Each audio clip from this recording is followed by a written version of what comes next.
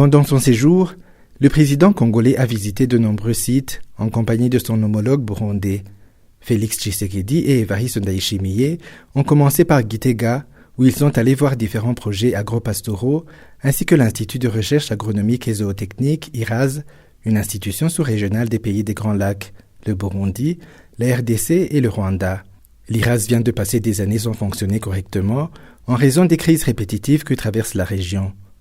Les deux chefs d'État se sont ensuite rendus à Bubanza, dans la commune Gihanga, où ils sont allés à la ferme Lifeway Company, qui œuvre dans l'élevage moderne des vaches. Et pour finir, ils ont visité l'usine de fabrication des fertilisants FOMI. S'inspirant de ces visites, Félix Tshisekedi a apprécié ce qu'il a vu, disant qu'il s'agit de grandes œuvres qui, selon lui, ont pourtant été réalisées dans des conditions extrêmement difficiles.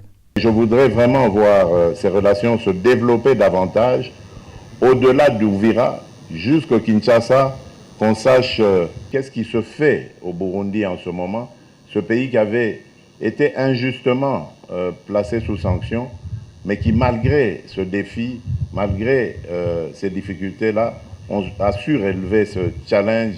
Et je n'ai pas peur de dire qu'il faudra compter avec le Burundi dans les années à venir, parce que ce qui s'y fait ici mérite d'être regardé, d'être vu et d'être encouragé.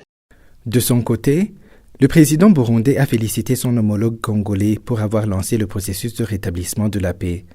Évariste Ndayishimiye lui a promis de lui apporter un appui, surtout parce que le Burundi a une bonne expérience en la matière. Nous encourageons notre frère Félix.